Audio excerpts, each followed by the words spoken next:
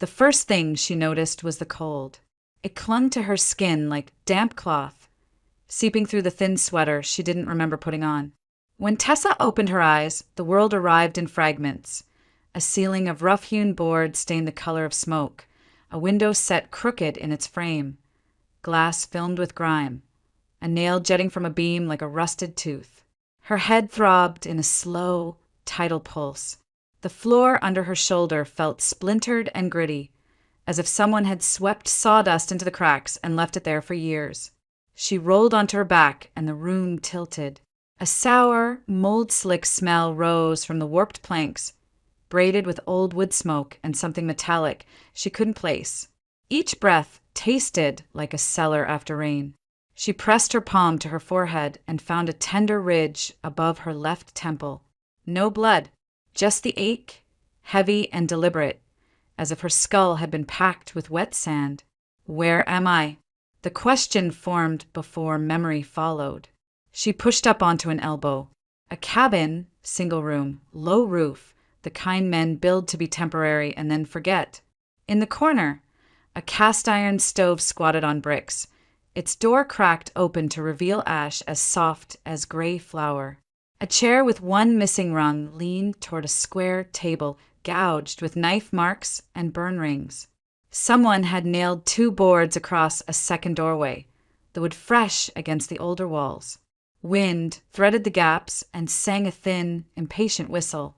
Light slipped through a seam in the crooked window and landed in a pale bar across the floor. Dust turned in it, lazy and relentless. Outside, something scraped against the siding, branches, or claws. She listened for traffic and heard only the living quiet of deep woods. Wind moving tree to tree, the far-off bark of a dog that didn't sound friendly, a crow's bleak conversation. No road noise, no human voices, no phones chiming or cars passing or neighbors slamming doors. Her heartbeat began to count time for her, too loud in the hush. She patted herself in quick, embarrassed motions, as if she were late for something and couldn't find her keys.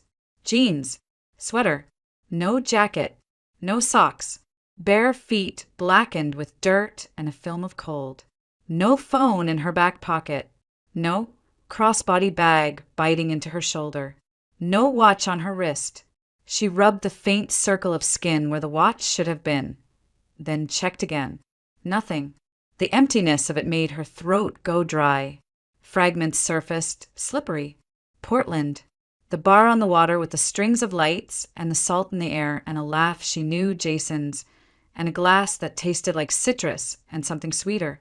The way his hand covered hers and his eyes went soft when he said, "Easy, I've got you." Then the lights inside her body dimmed, like a room where someone finds the switch and slides it down. After that, a knot of dark. She tried the window first. The frame wobbled in its swollen track, but stuck, the paint fused by weather and neglect. When she dug her nails beneath the sill, splinters teased her fingertips. The cold coming through the seam wasn't the kind that would let her last long outside without shoes, but the thought of a door, an actual exit that opened, drew her like a heat source. She crossed the floor slowly, testing the boards with her weight. The cabin complained softly, old wood talking to old nails.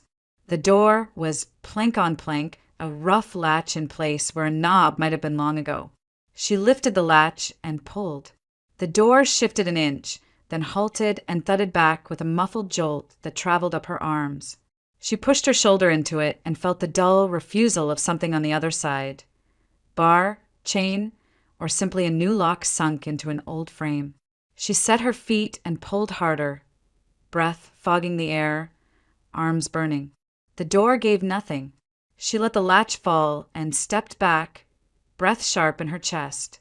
Panic did not shout. It arrived as a precise rearrangement of sensation, as if a lens had been snapped into place and everything sharpened at once. The grain of the wood, the moth wing caught in a spider web above the stove, the rhythmic tap of the loose board in the window frame. She looked again for anything she could use. The chair, too light. The table, heavy but bolted to the floor with 2 bent railroad spikes. The stove poker near the hearth, its handle red with rust. She wrapped her fingers around it. The metal stung her palm with cold and left a fine orange powder on her skin. "Think," she whispered, surprising herself with the sound of her voice. It came out hoarse, a stranger's voice in a room she did not own. She pictured Lucille's kitchen, the clean white tile, the calm order of cups, the morning light, and then Jason's mouth shaping a lie she had believed until it wasn't one. The thought jittered in her bones and made her knees feel unreliable. She went to the window again. From up close, she could see where rain had chewed at the putty, where the glass no longer met the wood as it should. The lower left corner had a hairline crack. If she could pry the putty out, she might ease the pain free. She slid the poker's tip between the frame and the glass and levered gently. The wood groaned. The crack in the glass lengthened with a tiny, brittle sigh. She stopped, teeth clenched, listening for footsteps. Nothing. Only wind and the long-breathing hush of trees. Her bare toes curled against the cold floor. She pressed again, slower. The putty flecked away. A sliver of glass loosened and nicked the pad of her thumb. The sting was immediate, bright. A bead of blood welled, and she sucked it away, tasting iron over mold. She kept working, inch by inch, until a wedge of air opened and the cold came in cleaner, smelling of pine and wet leaves. Outside, the light had shifted, the kind of thin, colorless brightness that belongs to late morning in overcast country. Time had moved without her. A sudden sound cracked the quiet. A dog, closer now, barking with the authority of an animal that knows its borders. It was answered by another, lower voice, the fence-line kind of bark. She froze, one hand on the frame, the other holding the poker like a clumsy tool. The barking cut off mid-syllable, replaced by the irregular crunch of footsteps on damp ground. Not wind, not branches, boots. They came from the right, scuffing through leaves, then paused.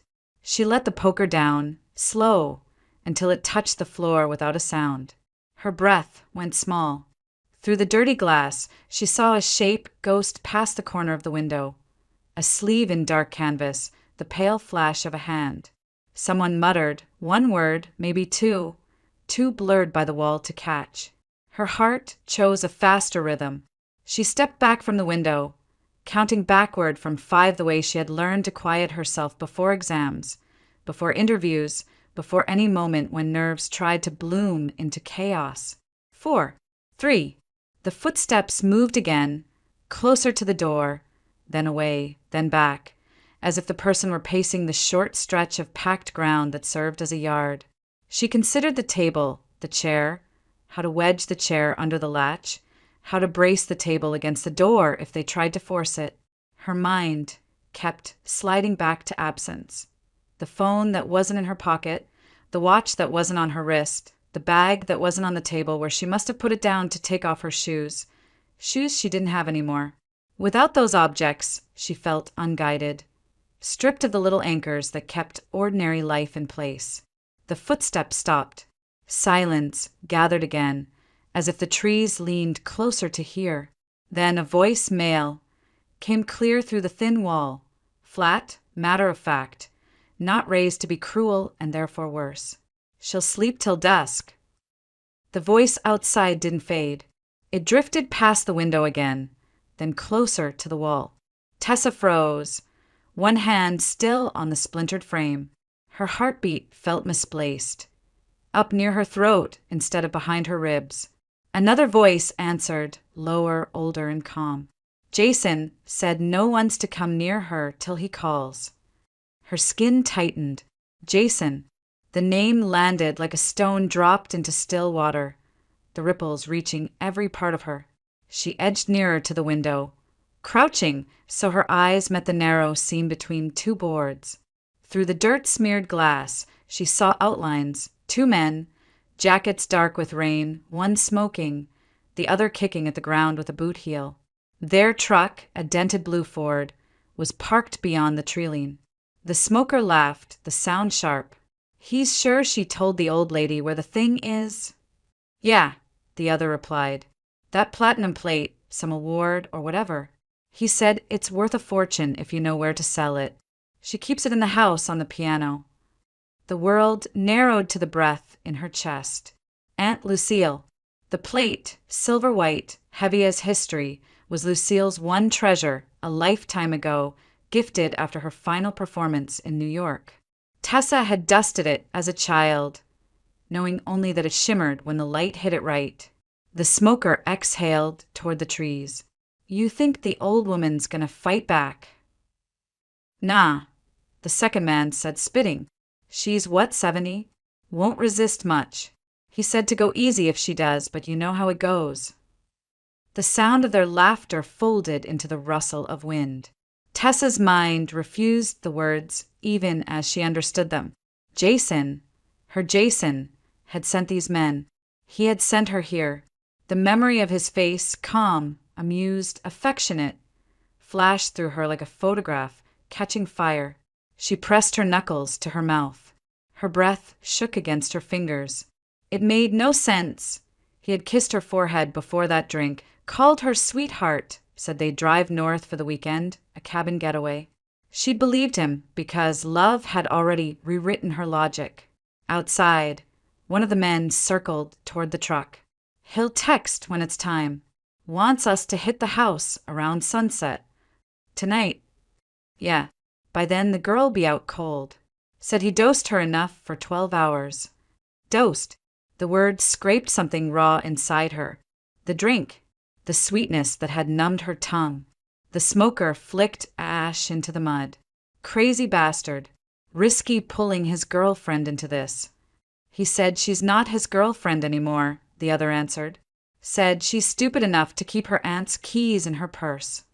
Tessa's knees gave a little. She caught the edge of the table, steadying herself. A wave of nausea rose from somewhere deep, heavy as sea swell. They were going to her aunt's house. They were going to hurt Lucille. She crawled back toward the stove, where the shadows held her like a shroud. The cabin seemed smaller now, air thick with the odor of rot and smoke. Through the boards, the men kept talking mundane, practical details, like grocery clerks listing produce. Lock the door again before you go, one said. We'll be back around 7. She'll still be out. Their boots scraped, then receded. A door slammed. The truck engine coughed, grumbled, and pulled away down the unseen road. Silence followed, vast and unreal. Tessa stayed crouched for a long moment, the silence pressing against her eardrums until it hurt. When she finally moved, the movement felt borrowed. Her body didn't seem to belong to her. Jason. She mouthed the name, no sound attached. It was as if she were trying to pronounce a foreign word that refused to form properly. She saw again the way he had leaned toward her across the bar table, eyes soft under the amber light. You trust me, right? He'd said, and she'd nodded before he even finished. Now that memory had the shape of a knife, she pressed her palms flat to the floor. The wood was cold, splintered, unyielding. She thought of Lucille's hands, thin, elegant, always warm. Her aunt had held those hands against Tessa's cheeks once and said, "Someday you'll learn that love isn't supposed to make you smaller." Tessa wished she'd listened. A faint ticking came from the wall, probably an insect behind the boards, but in her mind it sounded like a countdown. Dusk. They'd said dusk. If she waited here, Jason would come back. He would take what he wanted, and her aunt might not live through the night. She rose, the blood moving slow in her legs. Her fingers found the stove poker she'd used earlier. The metal had grown colder, almost alive with chill. She tested the window again. The crack she'd started had spread, spiderwebbing outward in thin white lines. She pushed at the loose corner until another fragment snapped free, slicing across her palm. The sting flared, followed by warmth as blood welled and ran down her wrist. She didn't stop. The air that came through the opening smelled of wet pine and earth. The forest waited, vast, silent, indifferent. She thought of the distance to Portland, of how far she might have been driven while unconscious. Maybe 50 miles, maybe more. It didn't matter. She would find a way out. Her pulse steadied into something colder than fear, an awareness that moved through her muscles like instruction. She tore a strip from her sweater, wrapped it around the cut, and pulled until the fabric darkened. The pain sharpened her focus. She stood at the window, measuring. The frame would hold long enough to cut herself free. Beyond the trees, light was already beginning to thin, the sky going colorless. The day was shrinking. Time was shrinking with it. Her mouth was dry when she whispered, "I have to get out." The words barely left her throat, but they steadied her anyway.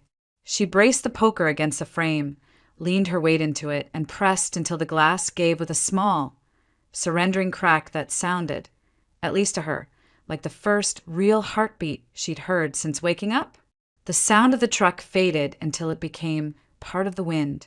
For a long while after, Tessa stood listening, waiting for the noise to return, half convinced it would. When nothing did, she turned toward the window. The glass was cracked and loose, her blood drying dark on the pane. There was no plan, only instinct to get out. She wedged the stove poker into the frame again. The wood groaned, a seam split, and the glass surrendered with a shiver that scattered splinters onto the floor. Cold air poured in, tasting of pine and rain. She swept the shards aside with her sleeve, hoisted herself onto the sill, and pushed through. The frame bit her hip, the nails catching fabric, but then she was outside, half falling, half landing on damp earth. The ground struck her knees, and the breath left her lungs. She crouched, palms pressed into the mud, heart pounding too loud for the silence she was entering. The cabin looked smaller from out here, leaning into the trees like it had been abandoned decades ago. No lights, no voices, only the groan of wood in the wind. Tessa forced herself to stand. Her bare feet sank into the cold ground. The first step tore skin from her heel. The second hurt less because the first pain had already taught her what to expect. She stumbled toward the treeline, following no path, just distance from the door that had held her and the men who might return. Branches clawed her arms. Her sweater snagged on a thorn and ripped with a sound that felt too loud, like the forest would hear and object. She pulled free and kept moving, slower now, trying to quiet the noise she made. The air smelled of wet bark and something faintly animal. She didn't look back until the cabin vanished behind her. Then she let herself breathe. The forest wasn't thick, but it was endless. Pines standing close, their trunks dark with rain. Patches of moss glowed dimly in the gray light. Each step was a negotiation between pain and balance. Pebbles pressed against raw skin, leaves slick underfoot. Somewhere far off, a bird called, the sound both alive and lonely. She didn't know where the road was. She didn't even know if there was one. They could have driven her north, west, anywhere past the city limits. The thought made her chest tighten, but standing still wasn't an option. A branch cracked behind her. She froze. Silence. Then another sound, a bark, sharp and impatient. A dog. Tessa's pulse stumbled. She scanned the trees and saw nothing, but the bark came again, closer this time, followed by the metallic rattle of a chain. She dropped to her knees, crawled behind a fallen log slick with lichen, and pressed her back to it. The forest went still again, except for the small, rhythmic panting she realized was her own. She waited. The barking faded, then stopped. Water dripped from somewhere high above, tapping the leaves like a metronome. She counted the beats until her breathing matched them. When she moved again, she moved low and fast, careful where her feet fell. The woods thickened ahead. Between the trunks, she saw the shape of another structure. A shed, maybe, or an old animal pen. She hesitated, then went toward it. Shelter meant risk, but also a chance to find something useful. The building was smaller than the cabin, its roof sagging under wet leaves. The door hung crooked. Inside, the smell hit her first: mold, rust, the sharp ammonia of animal waste long dried. In the dim light that filtered through the slats, she saw tools, a broken crate, and near the wall, something that made her stop. A pair of boots. They were heavy, brown once, now gray with dust and spider silk. She almost laughed from relief. She dropped to her knees, pulled one toward her and shook it out. A dead leaf fell. The other boot resisted, stiff from age. She reached in to loosen it and felt something move. Tessa jerked her hand back. A small, wet squeal came from inside, followed by the dart of movement, fast gray gone. A mouse or a rat. Her throat tightened. She wanted to fling the boots away, to scrub the idea of it from her skin. But her feet ached, the soles bleeding. Survival, not comfort.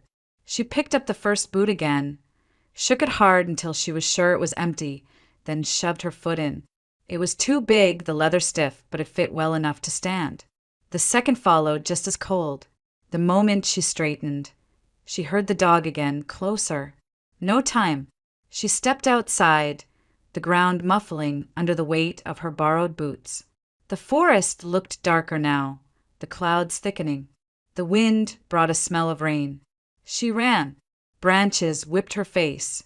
Water flew from leaves, hitting her eyes. She tripped once, caught herself, kept going. Every sound felt amplified. The thud of her feet, the rasp of breath, the distant bark that refused to fade. After a while, the dog's voice grew fainter, replaced by the steady hum of the forest settling back into itself. Tessa slowed, clutching a tree for balance. Her lungs burned. The boots were heavy, her feet slippery with blood inside them. She leaned her forehead against the bark and listened to the pulse in her ears. Somewhere behind her, the last echo of barking broke apart into nothing. She could no longer tell where it had come from. Only the wind remained. She straightened, wiped rain from her face, and looked around. The trees blurred into mist, the kind that thickened as the day began to die. The light was already dimming, that gray hour before dusk when every shadow could be a person. She didn't stop to wonder how far she'd gone. She didn't dare. She moved again, one foot after the other, breath shallow, hand scraped raw. Every step away from the cabin felt like a promise, every breath a test of will. The mist rose higher, swallowing the lower trunks of the trees, softening the world until only her movement proved she was still part of it. By the time the first drop of rain hit her face, she was no longer sure which direction was forward. But she kept walking, boots heavy, heart louder than the storm building above her, vanishing into the forest's pale breath, a flicker of motion swallowed by the gray. The rain came first as a whisper, thin threads falling between the trees. Then it thickened, drawing veils across the forest until the world turned to gray water and sound. Each drop carried cold deeper into Tessa's skin. The wind pressed the rain sideways, filling the space between trunks, turning the pathless ground into a network of mud veins. Her boots sank half an inch with every step. The leather had already soaked through. Each movement released a small squelch that seemed to echo. She didn't know how long she'd been walking. Minutes, maybe hours. Time had dissolved into the rhythm of foot, breath, heartbeat, rain. Every now and then she stopped, certain she heard a new sound, an engine, a voice, but it was only the forest talking to itself. The rain had its own language, and she couldn't tell when it began to imitate human things. She lifted her face, blinked against the water, and saw nothing resembling direction. The trees all looked the same, tall, black, stripped of meaning. Her breath came out in small clouds that vanished immediately, as if the air refused to remember her. Her thoughts drifted to dry places because her body needed them. She saw her apartment again, the soft yellow light, the stack of unpaid bills she'd been meaning to handle, the plant by the window that Lucille had given her last Christmas. Something that needs attention, her aunt had said. So you remember to slow down. Tessa had laughed. You mean something to make me feel guilty every time I forget to water it. Lucille's smile had been fond and tired. That's what family's for. Now, in the rain, the memory cut deep. She kept walking, wiping her face with her sleeve, though it was useless. The rain blurred everything into streaks: trunks, moss, even her own arms. It was as if the world refused edges. Jason's face intruded next. Not the stranger from the cabin's whispered conspiracy, but the man she'd fallen for, the one who had stayed up late fixing her laptop, who brought her black coffee even though he preferred it drowned in cream, who'd said, "You and I, we don't need anyone else." She'd believed it. The memory now felt like poison disguised as sugar. She pushed it away, but the past was relentless. It began to play scenes uninvited, clear as glass. The last argument with Lucille, the way the afternoon light had cut across the kitchen tiles. Lucille had stood at the sink, hands still wet from washing fruit. "You don't know him, Tessa. He asks questions that have nothing to do with you. About the house, about the things I keep here. That's not love." Tessa had been leaning against the doorway, arms crossed, defensive. "You think everyone's after something." "And you think no one is," Lucille had replied softly. "That's how people like him find people like you." That had been the trigger, sharp and unfair. Tessa had stepped forward, voice rising. "You're not my mother!" The words had come out louder than she'd meant, snapping the air. Lucille had flinched, not from volume, but from heartbreak. She dried her hands slowly, turned off the faucet, and said nothing else. The silence that followed had been the longest they'd ever shared. Tessa remembered walking out, slamming the door, her chest full of victory that turned sour before she reached the end of the driveway.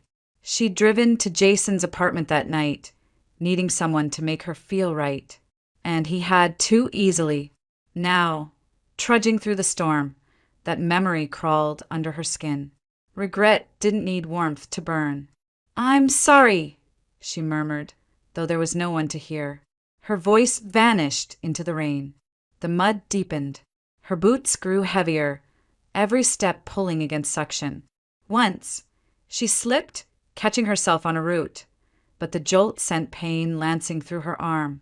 The forest floor tilted down, water running between ridges like veins of silver. She followed one, thinking it might lead somewhere, anywhere.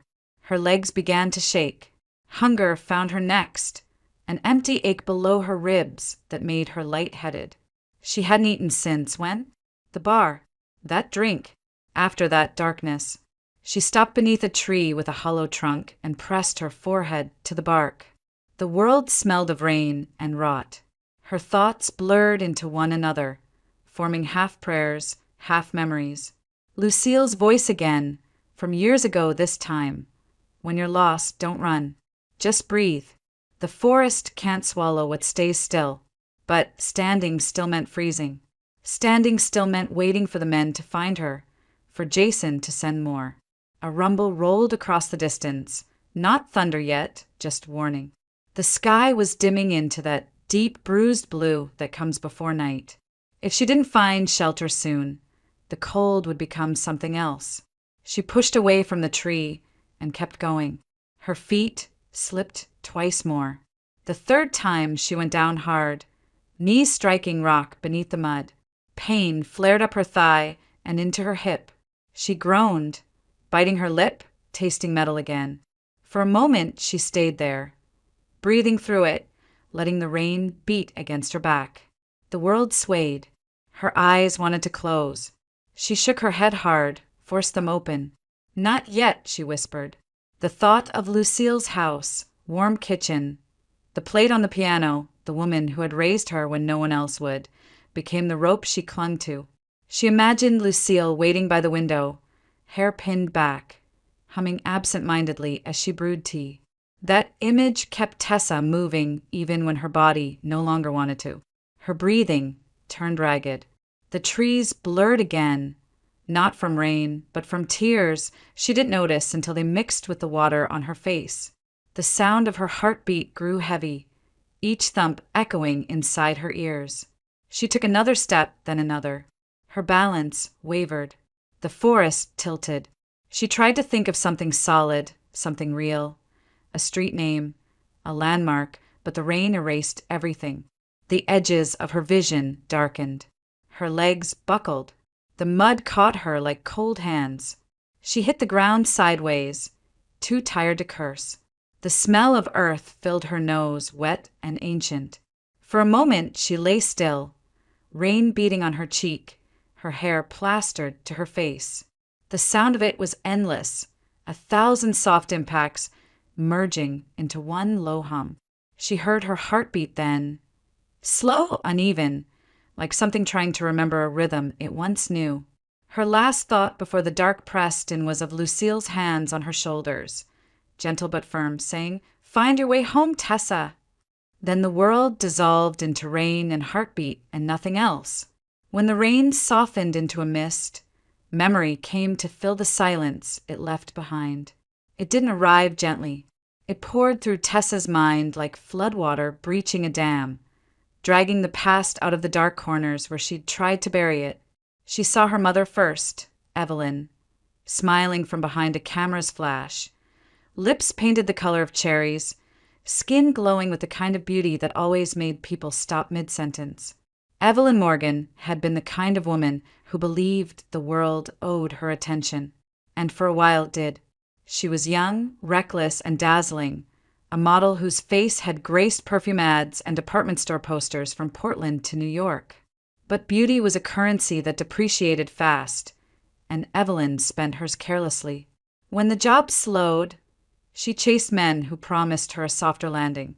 The last one promised Paris, and instead left her with a baby and a hospital bill she couldn't pay. Lucille, her older sister, was the one who came to the rescue. She had been studying opera in Boston, already earning small roles, her voice praised for its rare warmth. But when the hospital called, when she saw the infant Evelyn couldn't even look at without trembling, she didn't hesitate. She signed the forms, moved back to Maine, and took the baby home. Tessa had grown up on the echo of that decision. She remembered the sound of Lucille's voice before she remembered her own reflection. Soft, round vowels filling the small house in the evenings as her aunt rehearsed. Even lullabies sounded like arias. Lucille's love wasn't dramatic. It was consistent, quiet, folded into everyday things. The extra blanket tucked around Tessa's feet, the smell of cinnamon bread on Sunday mornings, the steady rhythm of a woman who built her life around someone else's child.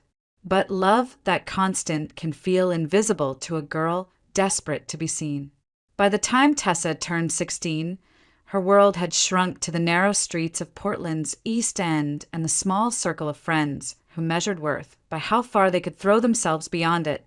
She'd wanted more than the quiet house, more than the discipline of a guardian who asked where she was going, who she'd be with, what time she'd be home.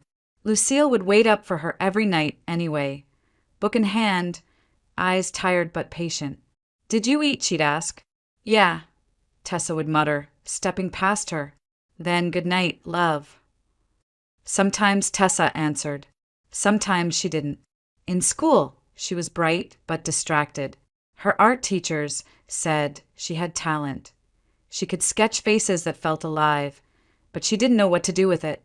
When a college recruiter asked what she wanted, she said, "Out." That was enough of an answer then. Her mother's ghost hovered at the edges of everything. Evelyn died when Tessa was 8, a car crash on the coast road after a party.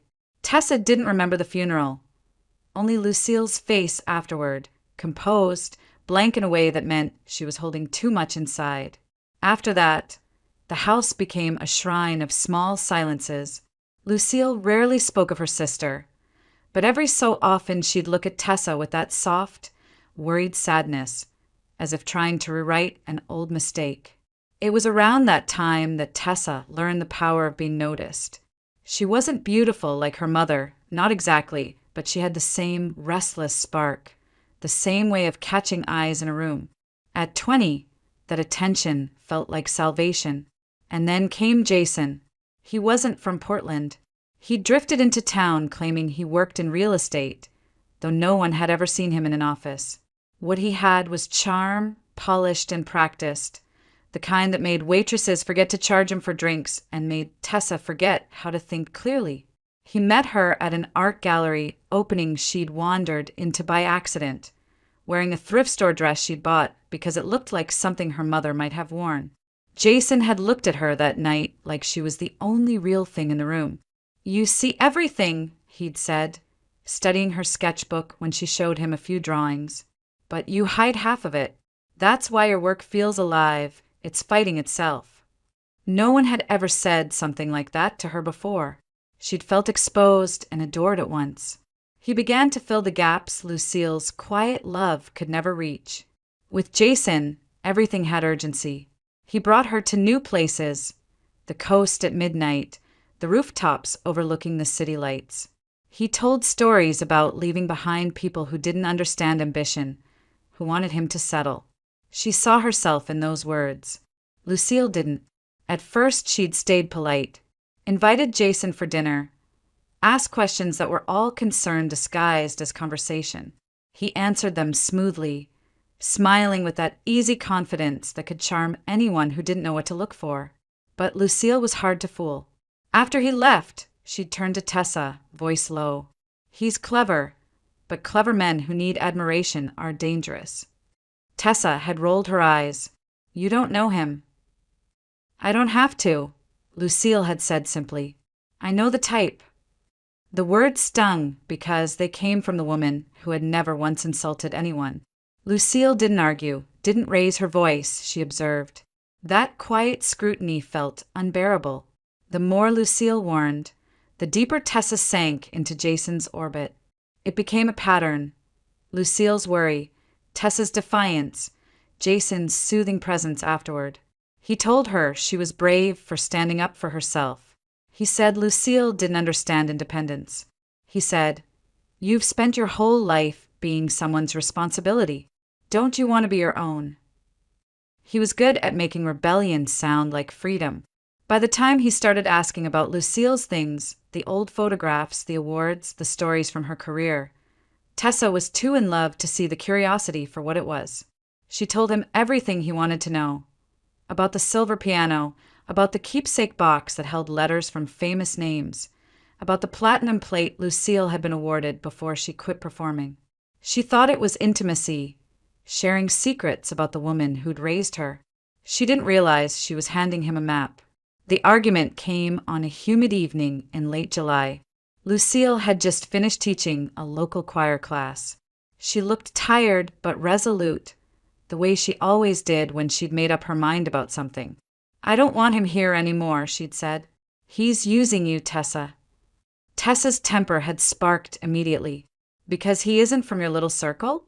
Because he doesn't worship your opera stories?"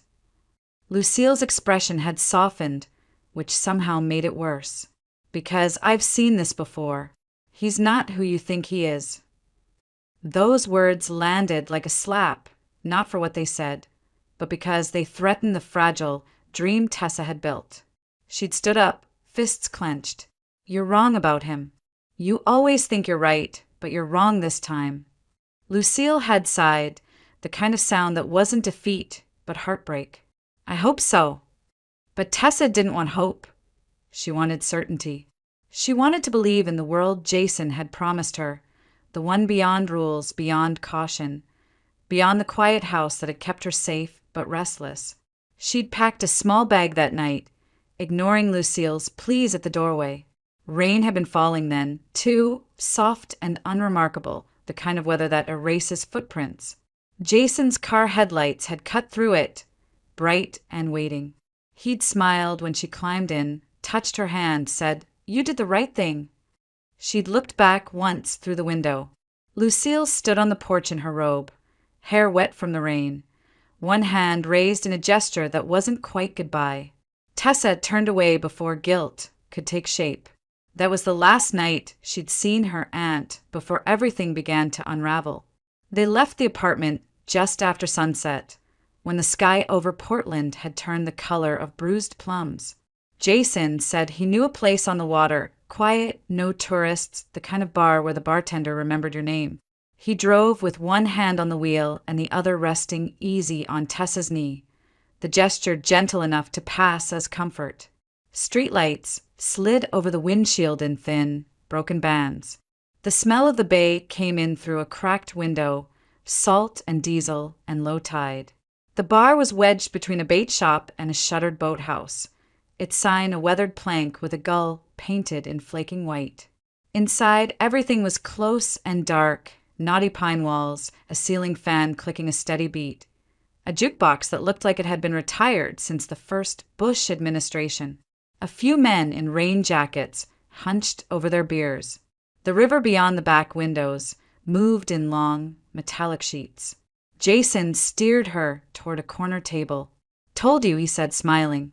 "Local secret." The bartender, gray ponytail, Red Sox cap, gave Jason a nod like they'd met once and decided it was enough. "What are you having?"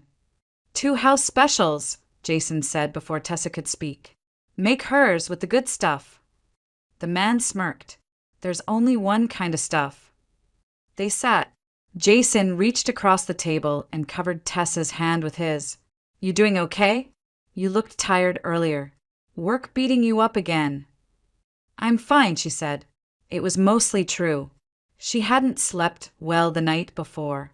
Lucille's face kept appearing when she closed her eyes, tired, disappointed, that soft expression that made Tessa feel both loved and judged. She pushed the thought away. Jason squeezed her fingers. "You deserve better than stress and guilt. Trust me, okay? We're getting out of this city for a couple days. I found a place up north. Woods, a lake. No one to bother us." "Like a cabin?" she asked, half teasing, picturing quilts and board games and the uncomplicated comfort of being wanted. "Exactly." He leaned back as the bartender set down 2 wide rocks, glasses bristling with citrus. The liquid inside glowed a deep coral red, sleek as lacquer. "Special mix," Jason said. "You'll like it."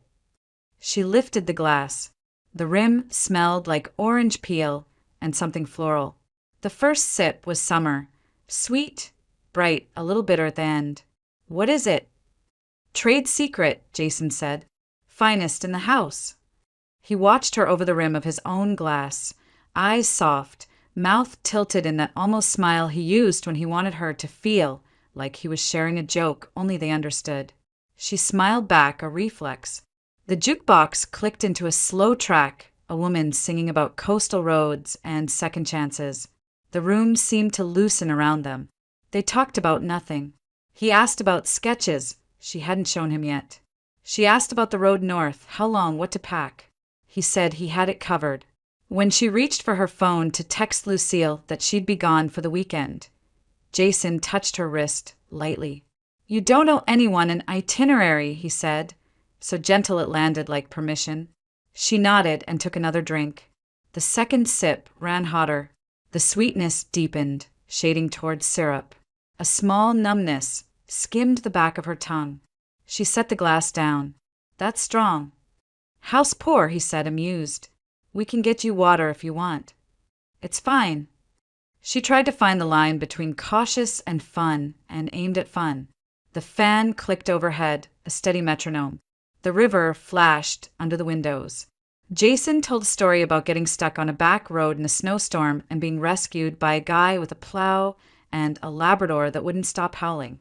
He did voices, she laughed. The laugh felt a half-second late. She reached for the glass again, without thinking. The third swallow was colder, then warm in a way that moved too fast. Her head floated a fraction above her spine. She blinked, and the room pulled back a little, like a camera dollying away while keeping her face centered. "Slow down," Jason said, smiling as if he were teasing, but his eyes stayed fixed on her. "You're not trying to outdrink me, are you?" "Not a chance," she said. She meant it as lightness. The words missed their mark, came out softer than she'd intended. Heat gathered at the base of her skull. It spread in a thin sheet, reached her ears, slid behind her eyes. She took in a breath, and the breath came shorter than she expected. The bartender moved along the counter and left a thin, wet trail with a rag. The trail seemed to shine too brightly, as if the room had decided to highlight small things and neglect the rest. "Maybe water," she said. "On it." Jason rose and went to the bar. The world jogged when he stood, a gentle jump. She steadied her elbows on the table. Her phone had slid under her bag strap. When she reached for it, her fingers misjudged the distance and touched only wood. He returned with a glass of water, slid it toward her. "Here you go, champ." She took a mouthful. It tasted faintly metallic, like the air after lightning. He watched her drink. She registered it distantly, as if seeing herself from just outside her body. Girl in a corner booth, boy smiling, rain starting again beyond the window, the fan clicking, clicking, clicking. "Jason," she said, because his name seemed like a thing she should be able to hold. "What's in?" She meant the cocktail. The sentence took a turn and didn't arrive. "Citrus, bitters, a little something to smooth the edges," he said easily. "You're safe." That last word opened and shut like a door in her head. Safe. The music sounded far away now. The men at the bar were outlines. Jason's face had moved closer without crossing the distance. He touched her cheek, thumb gentle. "You look tired." "I am." The room tipped, a soft, slow pour.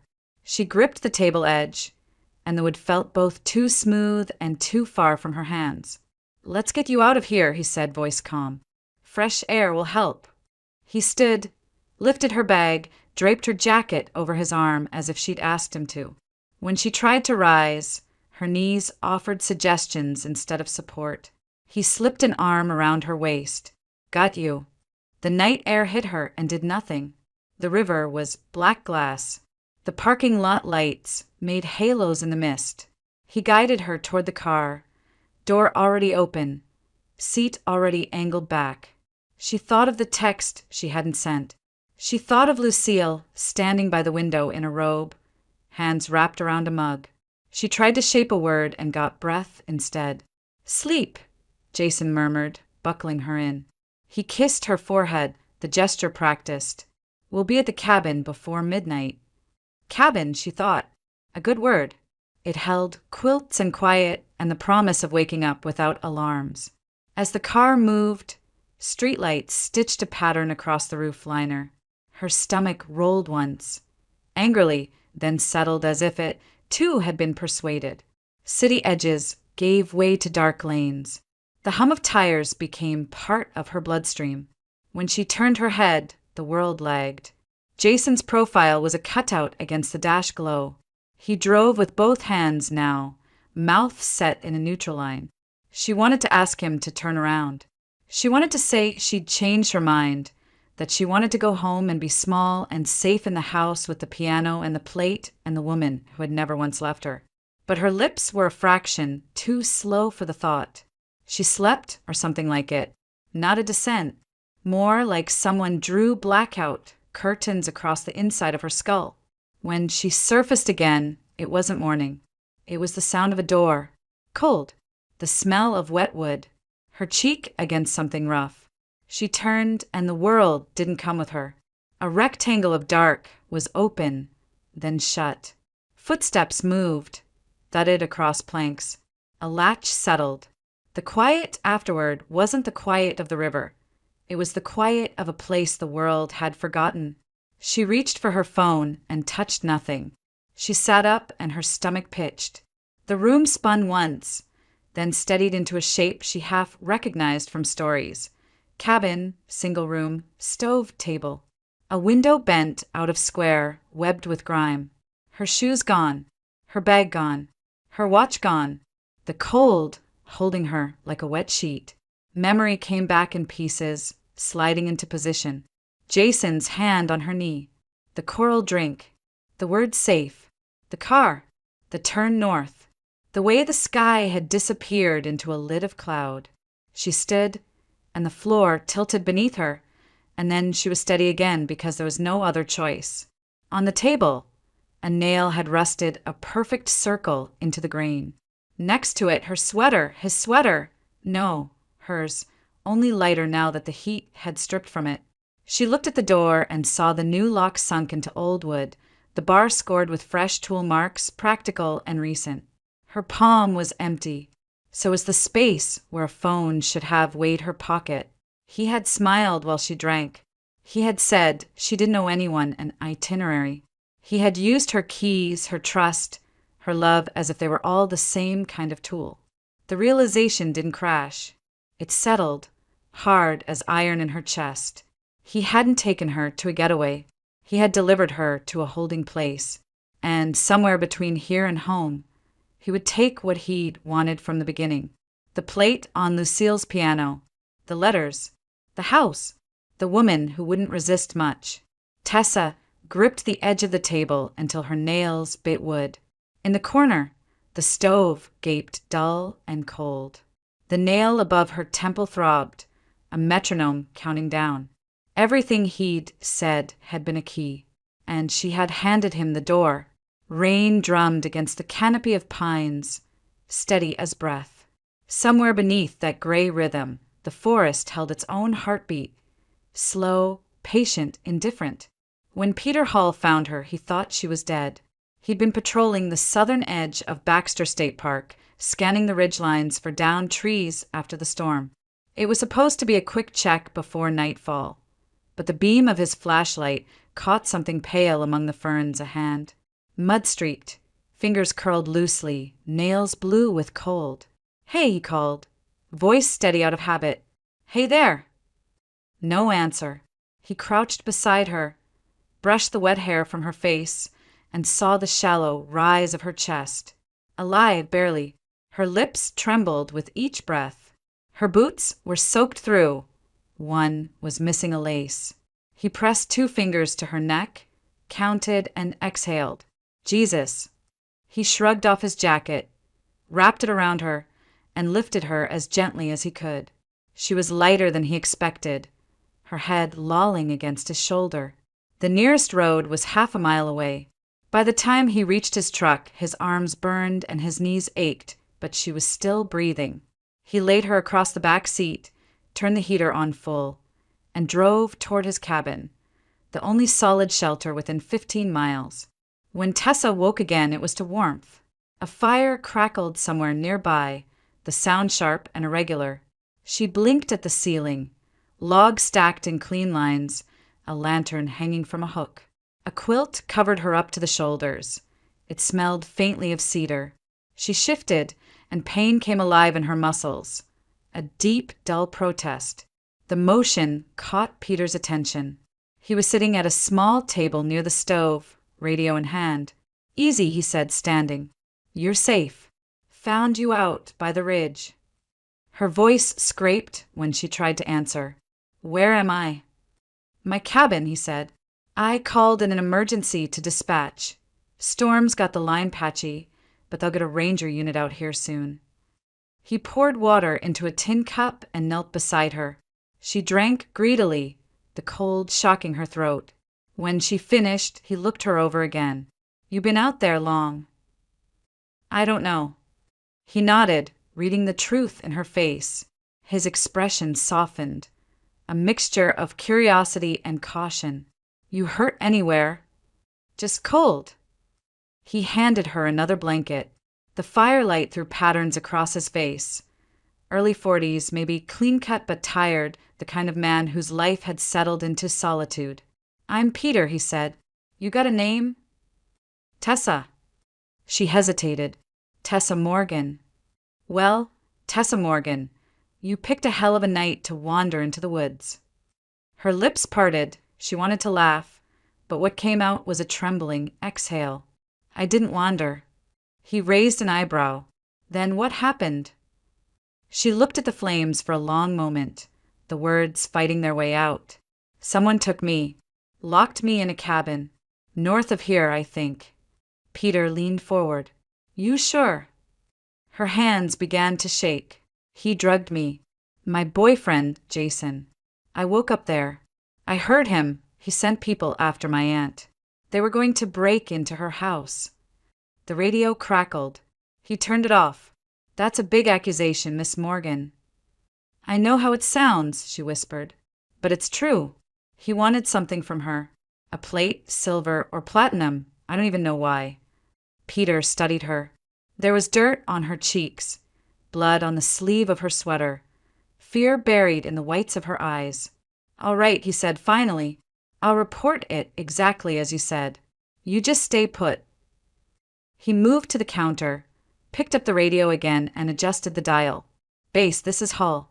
I've got a female, mid-20s, found near Ridge 14. Says she was abducted, possibly drugged. Needs transport and medical. The response came through static. Copy that, Hull. Weather's closing in. Closest units, an hour out. Understood. He set the radio down and met her gaze. We'll get you to town as soon as it's safe. She nodded, but her body stayed tense. What if he comes back? Peter shook his head. He doesn't know you're here. I'll keep watch. He poured her a bowl of soup from the pot on the stove. The smell of potatoes and onions filled the room. When she tasted it, the warmth made her throat ache with relief. After a few minutes, he spoke again. You said you woke up in a cabin. Can you describe it? It was old, she said quietly. One window. A stove. They nailed the door shut from the outside. Two men. I heard them talking. Jason gave them orders. Peter frowned. You remember any names?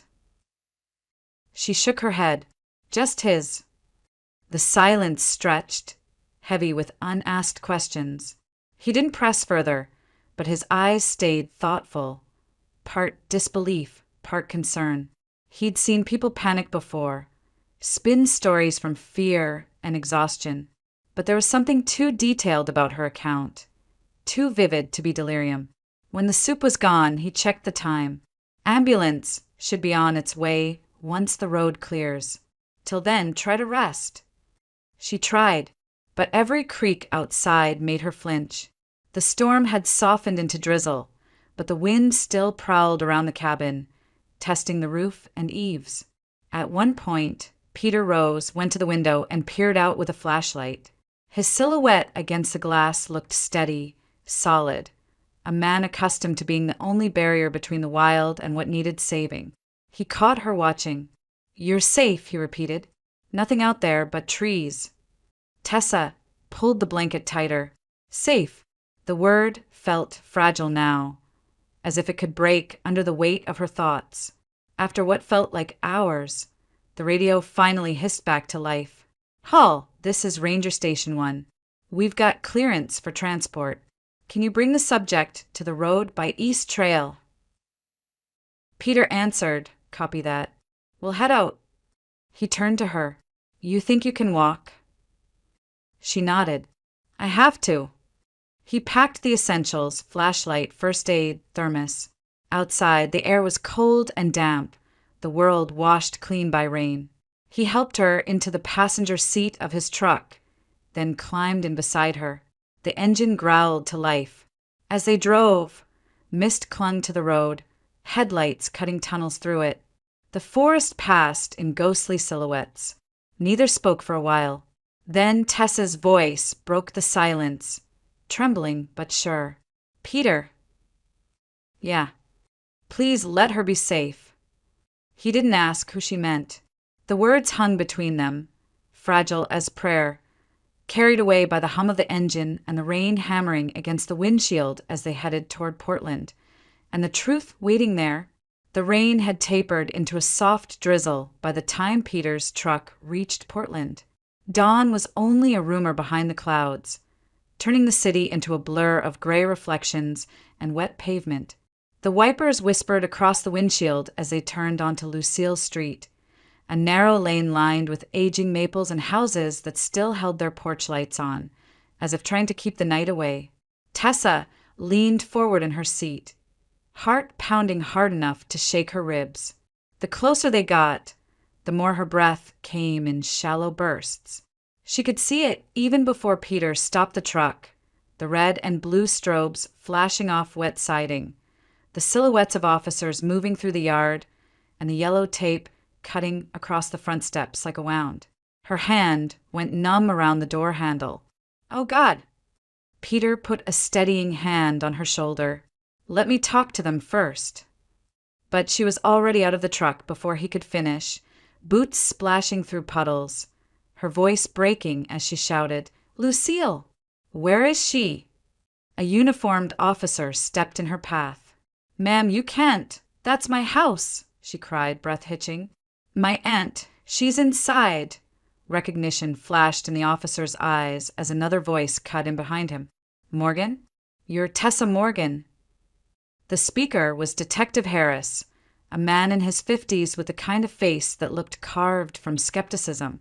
He nodded at Peter, then turned to her. "She's alive. Paramedics are with her now. We found her unconscious when we arrived." Tessa's knees gave a little. "Alive?" The word came out like a prayer, half disbelieving. Harris nodded again, guiding her toward the porch. "Looks like someone broke in through the back door. House is torn apart, but she's breathing. She'll need a hospital check, though." The smell hit her as soon as they stepped inside. Overturned earth from broken plants, spilled liquor, and something metallic that made her stomach twist. Drawers had been emptied onto the floor. Picture frames smashed, the piano lid forced open. The silver plate that had gleamed there since Tessa was a child was gone. Lucille lay on the couch under a blanket, her skin pale against the dark fabric, a paramedic checking her pulse. "She'll be okay," the medic murmured. "Shock and a nasty bruise, but she'll recover." Tessa dropped beside her, clutching her aunt's hand. "I'm here. I'm so sorry. I should have listened." Lucille's eyelids fluttered but didn't open. The faint squeeze of her fingers was enough to draw tears down Tessa's face. Detective Harris waited until she could breathe again before speaking. "We found prints all over the place. One belongs to Jason Hall. Ring any bells?" Her head snapped up. "Jason Hall? Your boyfriend?" His tone was flat, already knowing the answer. "Not anymore." Her voice cracked on the last word. Peter, standing by the door, crossed his arms. "You'll want to get her to a hospital, Detective. She's been through hell." Harris nodded, motioning to a younger officer. "Take them both in. We'll have an ambulance. Meet them halfway." At the hospital, fluorescent lights painted everything too white. The warmth that should have meant safety only made Tessa feel exposed. Nurses spoke softly, efficiently, for vitals, temperature. When the doctor said she'd been drugged with a mild sedative mixed with alcohol, Tessa barely reacted. The information slid across her mind like rain over glass. A social worker asked questions. So did the police. She answered them all, voice calm, detached, the story unfolding piece by piece. The drink, the cabin, the men, the escape, the rescue. Every time she said Jason's name, something in her chest turned to stone. Detective Harris came by later with news. "We've got him," he said, dropping a folder onto the table beside her bed. "Picked him up outside Augusta about 2 hours ago. Tried to pawn some antiques to a dealer who thought they looked too clean. One of them matched a description from your aunt's inventory."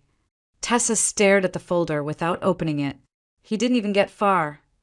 "No," Harris said, "but he would have if you hadn't made it out." That night, when Lucille was transferred to the same hospital, Tessa sat by her bedside. The older woman was awake but weak, her voice no more than a whisper. "You came back." "I never should have left," Tessa said, tears sliding down her cheeks. Lucille's eyes softened. "We all leave when we think love will save us. The trick is knowing when it won't." 2 days later, the Portland Police Department brought her in to give a final statement. Jason was already in custody. The interrogation room smelled faintly of coffee and disinfectant, a sterile cage of gray walls and bad lighting. They let her watch from the other side of the one-way glass. He looked smaller than she remembered, sitting there in his cuffed wrists and prison-issued sweatshirt. But the smirk was still there, that easy, practiced charm, stripped of context. He leaned back in his chair, eyes fixed on the detective who questioned him. When Harris asked why he did it, Jason laughed softly. "You think I'm stupid enough to answer that without a lawyer." But there was a glint in his gaze that wasn't defiance, it was satisfaction, as if part of him still believed he'd won something. Harris pressed. "You drugged her, Jason. You set 2 men on her family. You nearly killed an old woman for a piece of metal. What was it worth to you? Jason shrugged. Enough to try. From behind the glass, Tessa's reflection hovered over his image. Pale, worn, unrecognizable. She stepped closer, watching the man who had once kissed her forehead and promised her forever. For a brief moment, Jason looked up. Their eyes met through the mirror's illusion, and the smirk faltered. Just a flicker, but it was enough. When the session ended, Harris turned to her. You sure you're up for this? I need to be, she said. They led her into the room. Jason's gaze shifted, calculating, but she met it steadily. The silence between them stretched, sharp as glass. Finally, she spoke, her voice low and even. You took everything from me, Jason, but you'll never touch my peace again. He smiled, a weak, bitter curve. That's so. She didn't flinch. That's so. The officer signaled for him to be taken away. Chains clinked. The door closed behind him with a final, heavy sound. Tessa exhaled, long and steady, like someone who had been holding her breath for years. The sound of it filled the empty room. For the first time since the night of the river bar, the air around her didn't feel borrowed. It felt like hers again. A month passed before the house on Elmwood Lane began to feel alive again. The yellow police tape was gone, the broken glass replaced, and the piano, its lid once pried open by strangers, sat closed beneath a vase of fresh lilies. The scent drifted through the rooms, soft and clean, like the first breath after a storm. Lucille had recovered faster than the doctors expected. There was still a faint bruise near her temple, a reminder of the night chaos found their quiet street, but her eyes had regained their calm brightness. She moved slowly now, cane in hand, but her voice was strong enough to fill the kitchen again when she hummed while brewing tea. Tessa lived there with her, sleeping in her old room under the eaves, surrounded by the same wallpaper she had once begged to paint over. Some mornings she woke before dawn and lay listening to the tick of the old clock in the hall, the soft creak of Lucille's footsteps, the wind moving through the maples outside. It was a fragile kind of peace, but it was real. Her days were divided into small acts of rebuilding. Therapy twice a week at the community clinic downtown. Walks through the park when the air was clear. Calls from Detective Harris updating her on the legal proceedings she no longer needed to attend. The nightmares still came sometimes, dark rooms, locked doors, the sound of Jason's voice whispering her name, but they no longer owned her. Peter visited most weekends. He never stayed long, just enough time to check the gutters or repair the warped boards on the porch. He'd bring coffee in a thermos and a half-smile that always seemed to belong more to the forest than the city. The first time he came after her therapy session, she'd been weeding the garden, her hands buried in damp soil. You missed a spot, he said, kneeling beside her without waiting for an invitation. She glanced up, shading her eyes from the sun. You're a ranger, not a gardener. Same principle, he replied. Patience and observation. They worked quietly after that, pulling weeds, restoring neatness to the small patch of earth Lucille loved so much. When they finished, Tessa looked at her hands, streaked with dirt but steady. I used to hate this garden, she said softly. It always felt like something Lucille wanted me to care about, not something I actually did. Peter brushed the soil from his palms. Maybe it just needed to become yours, too.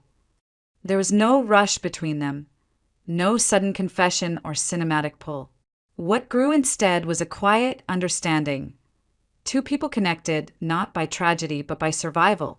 Sometimes they talked about ordinary things, weather, wildlife, the best kind of wood for a porch railing.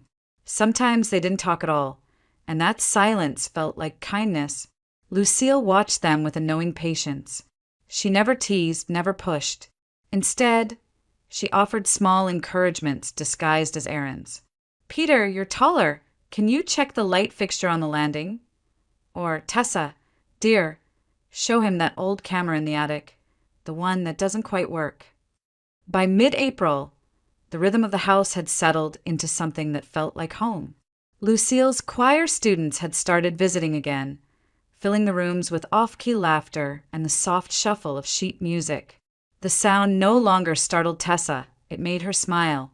One Sunday morning, the air carried that rare stillness Maine sometimes gifted before spring finally surrendered to summer. Sunlight spilled through the lace curtains, warming the kitchen tiles.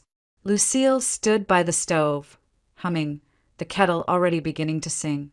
Tessa sat at the table with a notebook open beside her cup of tea, trying to put words to the last year. Therapy exercises, her counselor called them. Peter knocked softly at the back door before stepping in. He carried a wooden crate of seedlings and a shy grin. For the garden. Thought we could try again. Lucille turned, eyes crinkling. You'll stay for breakfast, won't you? Only if there's enough tea, he said, glancing at the kettle. There's always enough tea, she replied. They ate together, sunlight pooling across the table, conversation easy and unhurried. At one point, Lucille reached over, squeezed Tessa's hand, and said quietly, "Life gives us second chances, if we have the courage to take them." Tessa met her gaze and smiled. "I think I finally did." Later, when Peter went out to plant the seedlings, she joined him in the yard. The air smelled of wet soil and lilac, the same scent that had clung to her childhood summers. She knelt beside him, pressing her fingers into the ground, feeling its cool pulse. For a long moment, she simply breathed, in and out, matching the rhythm of the earth. No flashbacks, no fear, just the simple, grounding truth of being here, now alive. The house behind them glowed gold in the morning light. Lucille's voice drifted through the open window, soft and steady, humming an old melody Tessa had loved as a child. And for the first time in what felt like forever, Tessa realized the song didn't make her ache anymore. It made her believe. A year passed like a tide receding, quietly, persistently, taking with it the sharp edges of everything that had once felt unbearable. Portland had thawed into another spring, and with it came the night that marked a new beginning. The Portland Performing Arts Center shimmered under soft rain and lamplight. Inside, the air was alive with anticipation, programs rustling, voices hushed into reverence. The banners above the stage read "A Night for Hope," a charity concert by Lucille Morgan. Tessa sat in the front row, her hands folded tightly in her lap. Around her, the theater glowed in warm gold tones, the chandeliers reflecting hundreds of tiny suns. The same stage where her aunt had once stood decades ago now waited in silence, instruments gleaming under the lights. When Lucille stepped out, the audience rose to their feet. She moved with the grace of someone who had learned to carry both fragility and strength in equal measure. Time had silvered her hair and softened her posture, but her presence commanded the room. She paused at center stage, microphone in hand, and when she smiled, it wasn't just for the crowd, it was for the woman sitting in the front row. Tessa felt tears rise before the first note even began. The orchestra started softly, a low hum of strings, a piano threading through like breath. Then Lucille sang. Her voice, though aged, carried a richness that silence itself seemed to lean toward. It wasn't the flawless voice she'd had in her youth, but something truer, tempered by heartbreak rebuilt from pain. Every note carried memory. The night of the storm, the breaking glass, the forgiveness that had taken root in the soil of survival. Tessa closed her eyes and let it move through her. The melody reached deep, to the places where fear had once lived, where Jason's voice still echoed in her dreams. But the music didn't open those wounds, it sealed them. In her mind's eye, the past played out like faint light flickering on a film reel. The cabin appeared again, but softer now, the dark corners washed in pale gold. Rain whispered against the broken window. The forest shimmered under dawn's mist. She saw herself stumbling through that world of danger and confusion, and for the first time, she didn't feel trapped inside it. She was watching from a distance, outside the frame. The girl in that memory wasn't her anymore. The song built toward its bridge, a slow crescendo that filled the hall like sunrise. The orchestra swelled, and Lucille lifted her gaze from the sheet in front of her, looking down at the audience, at Tessa. Their eyes met, and for a suspended moment the noise fell away. Lucille's smile was small but certain, her eyes carrying the language of everything that had never needed to be said aloud. Forgiveness, pride, love. Tessa felt a hit her all at once, a quiet, radiant peace that expanded through her chest until it hurt to contain. The tears she'd held back finally fell, not from grief, but from gratitude. When the final note lingered, it seemed to hang in the air longer than possible, refusing to fade. The audience remained still, as if breathing might break it.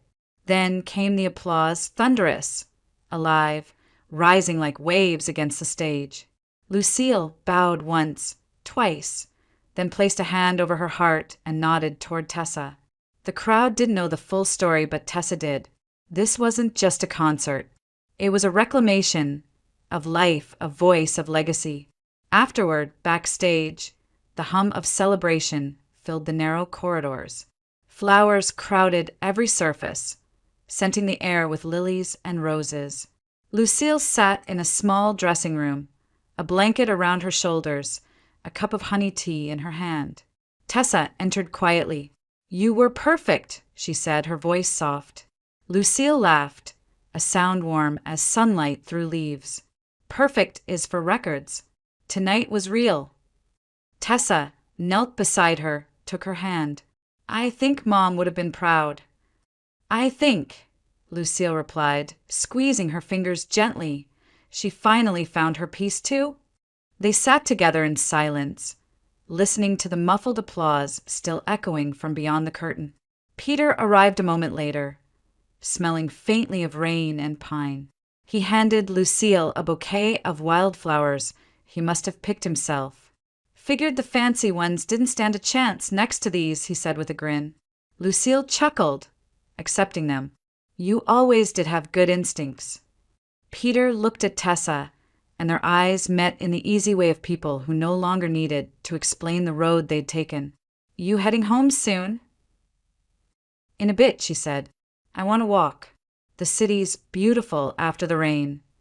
He nodded. "I'll drive behind you just in case." When she finally stepped out of the hall, the night was cool and silver. The rain had stopped, but the streets still glimmered with its memory. The neon reflections on the pavement looked almost like brushstrokes, soft pinks, blues, and golds blending into one another. Tessa walked slowly, the sound of Lucille's final song still echoing in her chest.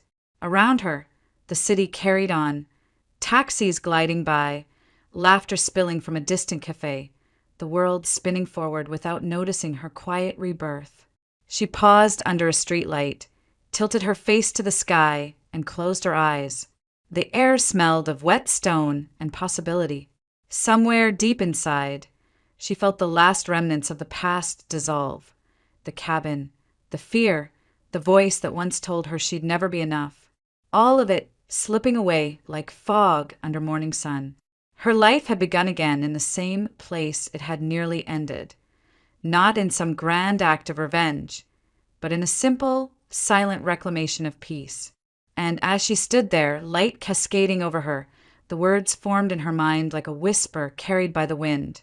"Sometimes we have to lose everything to find the one thing that was always ours, love." She smiled, a slow, steady curve that felt like sunrise. Inside the concert hall behind her, a piano began to play, soft, deliberate notes echoing into the golden night, as if the music itself were blessing the silence that followed. "Fade out,"